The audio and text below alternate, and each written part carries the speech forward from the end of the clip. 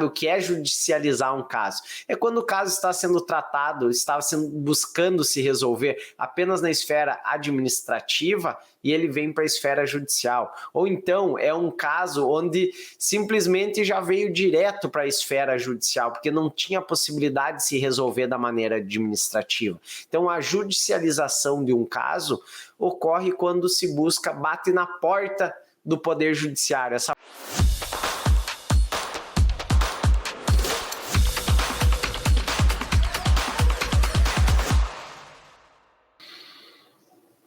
Olá, meu nome é Advan Zanquete e esse é o DAP, Direito Ambiental na Prática. Canal no YouTube, também podcast, onde nós tratamos do direito ambiental de modo prático, sempre buscando trazer casos reais da rotina, principalmente do escritório e também de diversos profissionais espalhados por todo o Brasil. Já contamos com grandes nomes, com muitas participações e hoje eu estou aqui em carreira solo para falar um pouco sobre um tema muito bom que eu acho que vai ser tratado para você que ficar até o final do episódio de hoje. Nós vamos tratar de 7. Estou falando de 7 casos onde eu vou trazer sempre exemplos práticos. Então vai ser muito bom, não tenho dúvida nenhuma. Eu não vou falar que o 7º é o melhor para você ficar até o final, não, porque eu tenho certeza que você vai querer acompanhar todos os exemplos reais, tá? Nenhum exemplo que não seja do nosso dia a dia, da nossa rotina como advogado ambiental. Então nós vamos falar hoje sobre a judicialização do direito ambiental, quando ela ocorre principalmente em matéria civil. Tá? Quando ocorre, porque é difícil eu falar sobre esse tema sem falar um pouco sobre a tríplice responsabilidade ambiental, que já é um caso batido aqui, essa matéria, no nosso podcast, mas é necessário só para você que está aqui clicando pela primeira vez no canal, chegou nesse vídeo sobre a judicialização do direito ambiental em matéria civil, se faz necessário explicar que um dano ele pode levar para as 3 esferas, tanto para a esfera administrativa, quanto para a civil, quanto para a penal. Ou seja, quando nós chegamos na esfera civil, quando vai se dar a judicialização do caso? Você que não sabe o que é judicializar um caso, é quando o caso está sendo tratado, buscando se resolver apenas na esfera administrativa e ele vem para a esfera judicial. Ou então é um caso onde simplesmente já veio direto para a esfera judicial, porque não tinha possibilidade de se resolver da maneira administrativa. Então a judicialização de um caso ocorre quando se bate na porta do Poder Judiciário. Essa frase eu até usei por muito tempo na minha advocacia, lá no início da minha carreira, quando eu comecei, eu lembro que eu sempre fazia essa frase final dos fatos. Devido a isso, o autor não conseguiu encerrar o processo na esfera administrativa e veio bater as portas do Poder Judiciário. Então não deixa de ser esse o caso. E quando isso ocorre? Por que ocorre a judicialização? Bom, nós vamos falar sobre muitos temas hoje, sobre 7 mais precisamente, dentre outros que podem ocorrer, mas o primeiro, sem dúvida nenhuma, nós precisamos falar quando se está falando em matéria ambiental, a ação civil pública, a ACP. Quando ocorre uma ACP? Quando o Ministério Público buscou resolver esse problema através de um procedimento que se inicia com o RD. O que é o RD? Um recebimento diverso. Lá na promotoria se iniciou um RD e esse RD passou a ser um inquérito civil, que já é outra etapa, já é um pouco mais cabulosa, digamos assim, para a parte que está respondendo, né? Ou seja, quando o inquérito civil não é solucionado, esse inquérito civil passa a ser uma ACP. E a ACP ela é proposta, então, pelo Ministério Público, na grande maioria das vezes. É necessário que seja proposta pelo Ministério Público? Não, eu não quero entrar aqui no ponto, esmiuçar cada etapa hoje, cada caso de judicialização. Mas ela, na grande maioria das vezes, é proposta, principalmente falando em matéria ambiental, ela vai ser proposta, então, pelo Ministério Público, onde ele vai visar o quê? Até existe uma súmula, se não me falha a memória agora, é a súmula 629 do STJ, onde lá está expresso que é possível a obrigação do réu, que o réu pode ser condenado em reparar o meio ambiente, com uma obrigação de fazer ou não fazer, cumulado com o pedido de indenizar, cumulado com uma condenação, então, de indenizar. Ou seja, trazendo a título de exemplo, que eu prometi no início que eu traria casos reais para vocês. Esse mês entrou no escritório um caso o que foi o seguinte, não posso entrar aqui no mérito tão fundo do caso, mas o cliente nos procurou porque ele estava respondendo uma ação civil pública, mais de 9 milhões o caso, onde ele simplesmente ficou abismado do valor. Por que um valor tão grande desse porte? E aí, lá está no pedido do Ministério Público, nós também entendemos que é um valor dado a essa causa, meio que causa espanto, para ser bem sincero, mas o Ministério Público chegou nesse valor como? Ele fez esse pedido de obrigação de reparar, onde ele determinou um valor aproximado de 2 milhões e pouco, e mais um valor de 6 milhões e pouco, que seria de indenizar por um dano social que ele causou em esfera em questão, falando do desmatamento, falando aqui de um dano propriamente, um dano ambiental. Ou seja, o Ministério Público entrou com um pedido em desfavor do nosso cliente, não conseguiu resolver na esfera administrativa e, além desse caso, pode ser ainda judicializado através da esfera criminal, pois ele pode responder um crime por esse mesmo dano. Só que nós combinamos aqui que nós vamos falar sobre matéria civil. Então, a ACP é o primeiro passo quando se fala em matéria ambiental. Indo para o segundo tópico, eu não poderia deixar de esquecer, é a questão da tese. Não poderia esquecer, jamais falando a tese. Eu trabalhei muito com esse tema, muitos colegas continuam me contatando. Nós, hoje, o escritório não focou mais na tese. O escritório hoje não atua mais com demandas, que é da qualidade de vida é um direito fundamental. Quando a parte ela sofre devido à inércia do poder público, devido a uma empresa que está poluindo, e essa parte bate na porta do Poder Judiciário para visar um direito que, pois, está sofrendo com um dano ambiental. Ou seja, existe um problema de esgoto a céu aberto, existe um problema de alagamento. Aí a parte não consegue resolver administrativamente, por óbvio, ela vai querer uma indenização por esses fatos. Artigo 14, parágrafo 1º da Lei 69.3881, acumulado com o artigo 225, parágrafo 3º da própria Constituição Federal, ela vai buscar uma indenização. E essa indenização ela não vai conseguir na esfera administrativa, ou seja, pode até tentar resolver administrativamente o caso, mas vai ser necessário chegar até o Poder Judiciário para que seja ou então realizado um acordo, ou então que haja de fato uma condenação do réu para que indenize a parte que sofreu com esse dano.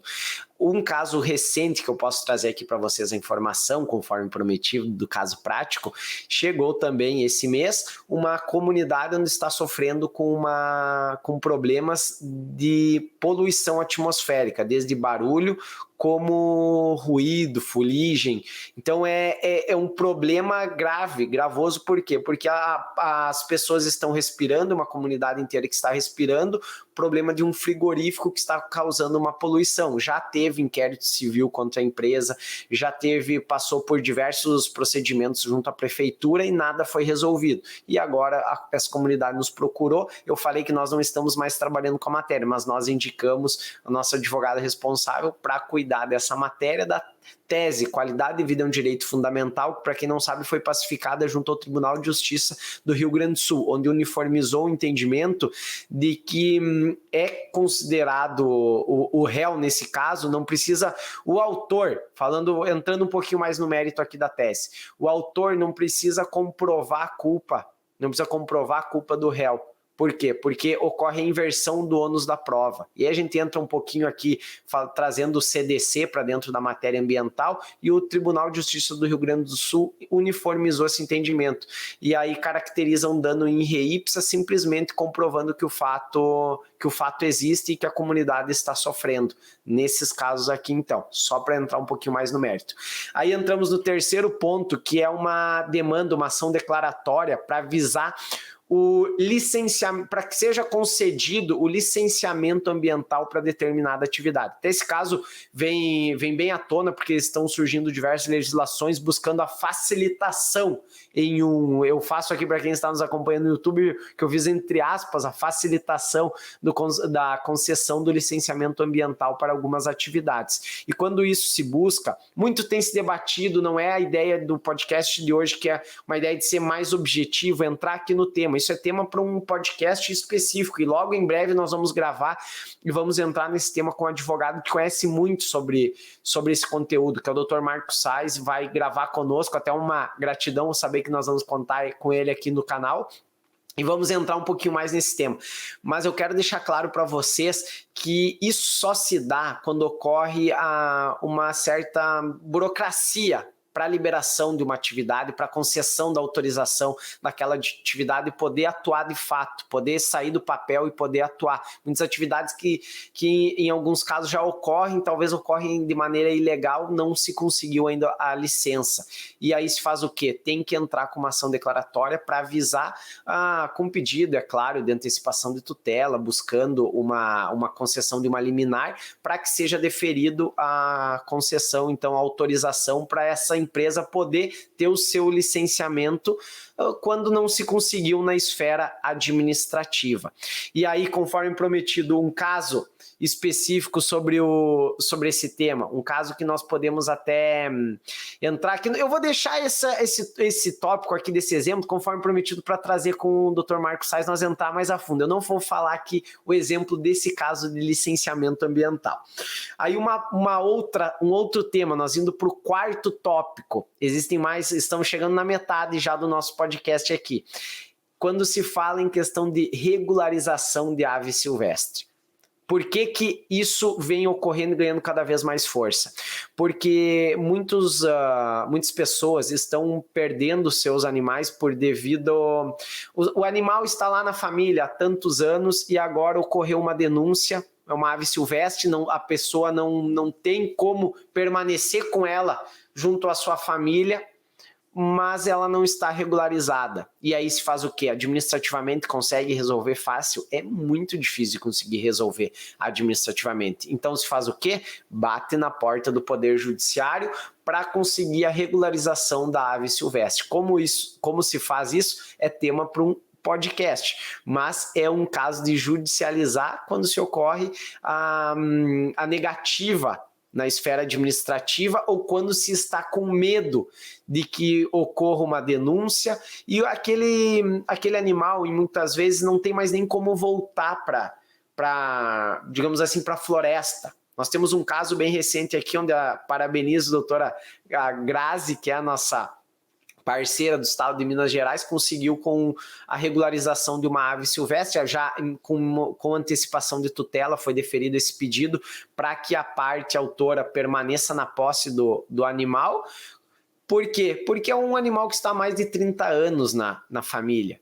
E aí vai pôr esse animal na natureza, ele vai morrer, ele não consegue mais sobreviver. Então foi juntado diversas doutrinas, jurisprudência sobre esse tema, falando da inviabilidade desse animal ser devolvido à natureza sob pena de que ele vai de fato morrer. Então o que acontece? Seria uma afronta estar pegando um animal que está com a família há anos e levando para um cativeiro, para um zoológico. Esse animal vai sofrer muito. Então a jurisprudência vem entendendo o quê?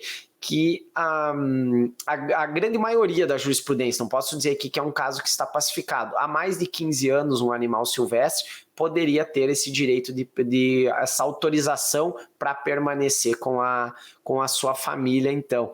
E aí, você vai... Já falei aqui, então, o exemplo, mas pensando de modo bem humano aqui. E aí, imagina para uma família que está lá com um animal, com uma ave silvestre, um papagaio que vive muitos anos, vive décadas, está lá há 30, 40 anos com um papagaio.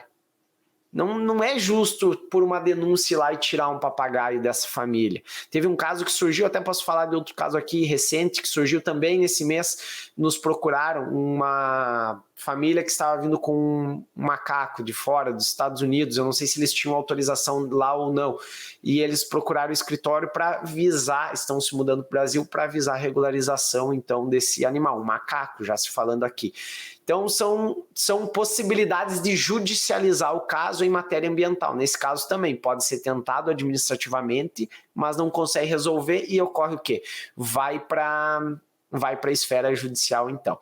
Aí falando de sem dúvida nenhuma, acredito que é um dos casos mais tratados no escritório, uma das maiores demandas hoje da nossa carteira de clientes, que é a ação, nós chamamos de ação anulatória, mas é uma ação declaratória que visa a anulação do auto de infração. Quando que isso se dá?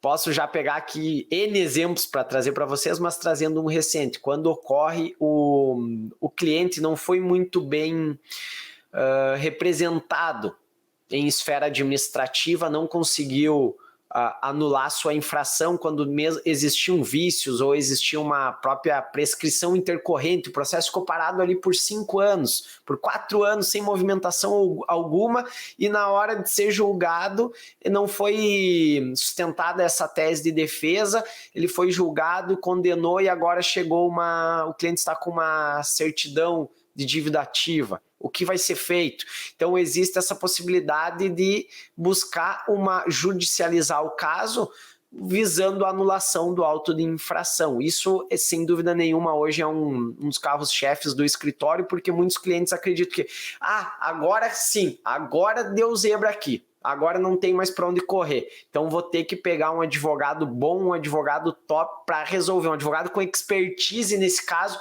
para resolver a minha demanda, porque agora eu não consigo mais. Muitos clientes até tentam resolver de forma pessoal mesmo o seu caso, vão lá e tentam resolver, ou contratam um advogado que não é especialista, porque pensam que a matéria administrativa é simples, vai ser tudo resolvido. Muitos clientes pensam até o quê? Que batem na nossa porta do escritório buscando, eles chegam e contam a história. De fato, eu tentei resolver com um cara que era conhecido, que trabalha no IBAMA, eu conheço o deputado tal que ficou de resolver o meu problema. Não é assim, não é porque é um processo administrativo que é fácil de ser solucionado, não. Tem que contar com a melhor defesa, tem que contar com uma defesa que seja capaz de buscar a melhor tese possível para aquele caso, pois não é tão simples de ser resolvido. A legislação federal prevê o quê? Que em matéria ambiental, o mesmo órgão que lavra o auto, ele julga, então não é tão simples de ser resolvido, não.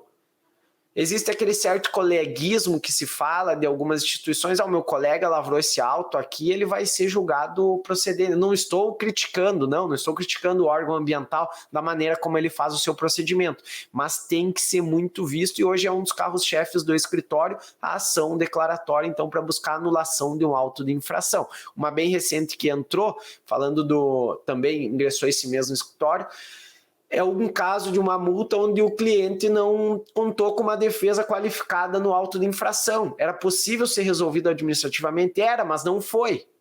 E agora? Não cabe mais recorrer daquele processo administrativamente. Então vamos fazer o quê? Novamente vamos lá bater na porta do judiciário para buscar a anulação do auto de infração através dessa ação. Então é um outro caso. Bom, passando já para uma outra espécie de judicialização de casos em matéria civil, nós estamos falando do mandado de segurança, um pouco mais restrito, um remédio constitucional, que busca o quê? O que é o mandado de segurança? Acredito que todos lembram. Eu lembro, acho, muito do mandado de segurança ainda, porque eu praticamente decorei quando fomos estudar para a prova da ordem, não é tão recente no meu caso, mas quando se busca um direito líquido e certo, não atendido por habeas corpus ou por habeas data. Então, o mandado de segurança, ele vai buscar quebrar, para se falar aqui uma linguagem mais coloquial, quebrar uma decisão de uma pessoa que usou e abusou do seu poder, digamos assim. Então o mandado de segurança é o quê? É o remédio constitucional que se busca o direito líquido e certo do cliente, e nesse caso aqui nós vamos buscar o direito liquidiciário do cliente de que seja devolvido, restituído o seu maquinário, sob pena de ficar lá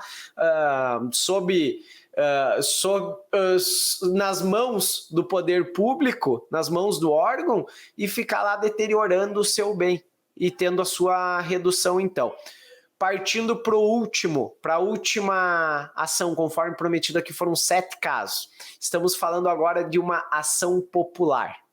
Quando que ocorre uma ação popular? Quando que nós vamos fazer? Uma ação popular ela pode ser proposta por qualquer cidadão que visa, no caso de matéria ambiental, a reparação do dano, a reparação do meio ambiente.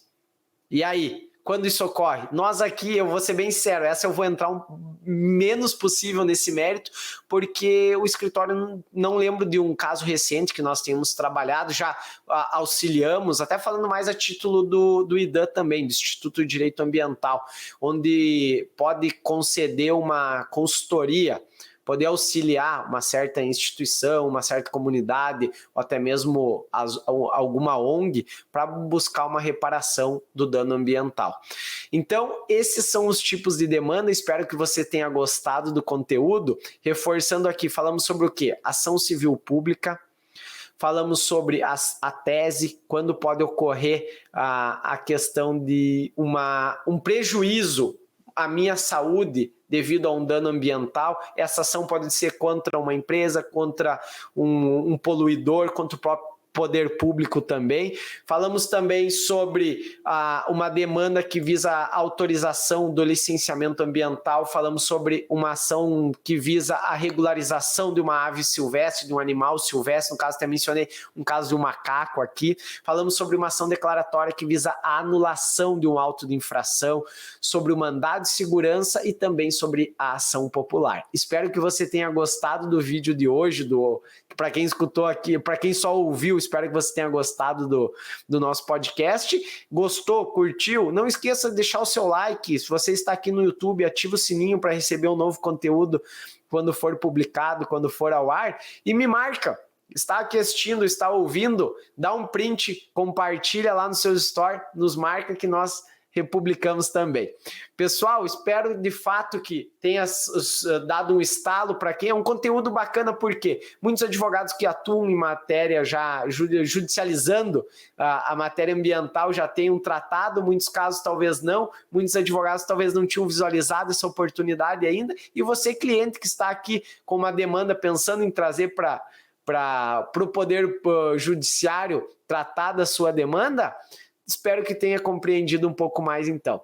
Ficou a minha gratidão e até a próxima.